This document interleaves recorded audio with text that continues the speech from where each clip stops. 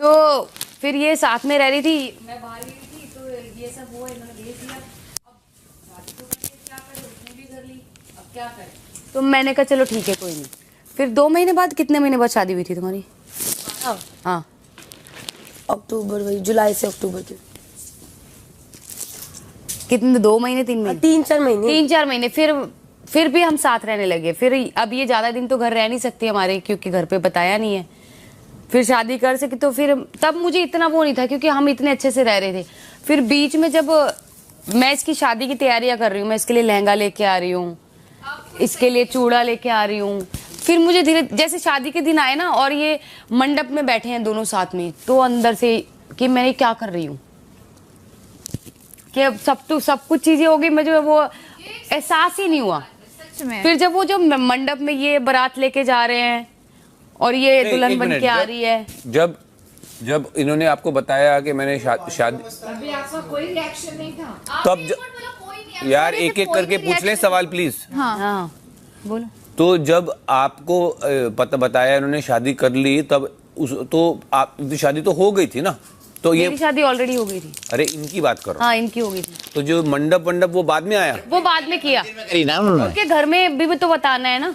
अच्छा, तो वो सब जब आप कर रहे थे कि नहीं, मैं कि अच्छा शादी कर ली, आपने मान लिया और आप सब हेल्प कर रहे थे, जो मैं वो खुल के इनसे बात ही नहीं कर पाई ना कि मैं अब क्या करूं, अब तो शादी हो चुकी है और मेरा कोई है नहीं, मैं इनको छोड़ के जा नहीं सकती हूँ। तो वो भी तो शादी करके आ गई है ना, उसको कहाँ भेजेंगे अब? नहीं, मैं कह रहा हूँ आपने जब मंडप वगैरह जब ये फंक्शन में हेल्प करनी शुरू की, तब आपके अंदर कोई मतलब नेगेटिव फीलिंग हाँ, नहीं थी? पर मैं एक्सप्रेस नहीं कर पाई। तो क्या सोच के आप करती रही? वो करती रही क्योंकि चीकू भी था ना साथ में, मैं कहाँ जाती, घर फैमिली में ऑलरेडी छोड़ के आई थी। 8 साल हो गए थे, मैं अपने घर नहीं गई थी। मेरे लिए जो कुछ इनसे बहुत प्यार करती थी कि इनके बिना नहीं रह सकती हूँ, तो वही सब सोच के मैं करती गई। जब आपको पता चला कि कृतिका जी आई है, तो आपने ये जज्बात जाहिर नहीं कि मैं घर छोड़ के जा रही हूँ क्योंकि मुझे बर्दाश्त नहीं होगा कि मेरे साथ और कोई है? हुआ था, मैं चली गई थी वो, पर शादी के बाद चली गई थी। जब इन लोगों की शादी, मैं 1 साल छोड़ के चली गई थी क्योंकि मैं वो नहीं देख पाई सब।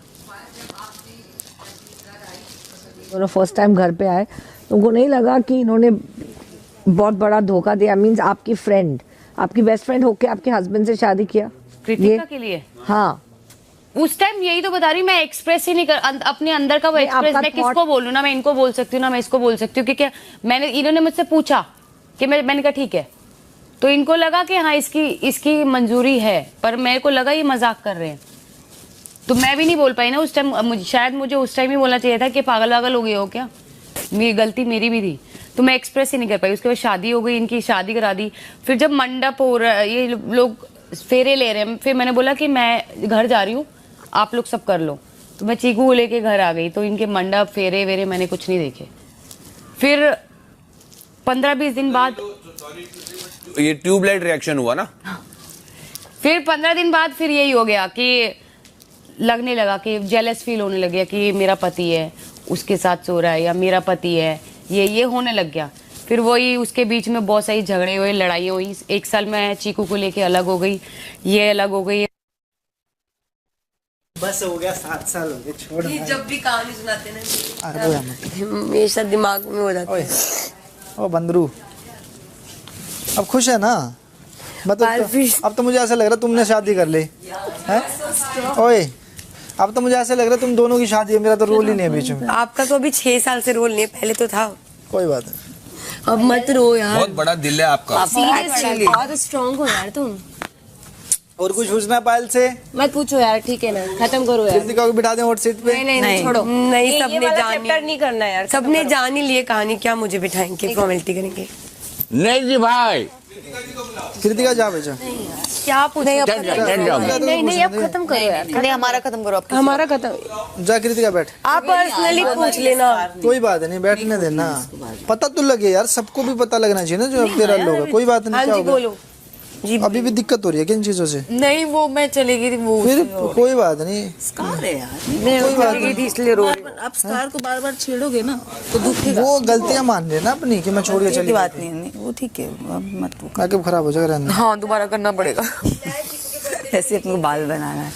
मैं इनके बर्थडे पे जब चिकू की मिली तो उन्होंने मेरी फोटो आप नीचे ही बैठो। तो तब हमारा नंबर एक्सचेंज हुआ, मतलब पायल के थ्रू मुझे नंबर मिला, तो फिर मेरी फ़ोटो इनसे मैंने ली, तो हमारी बातचीत हुई थोड़ी बहुत, फ़ोन पे बातचीत हुई, नॉर्मल हेलो गुड मॉर्निंग ये सब बातचीत हुई, ठीक है।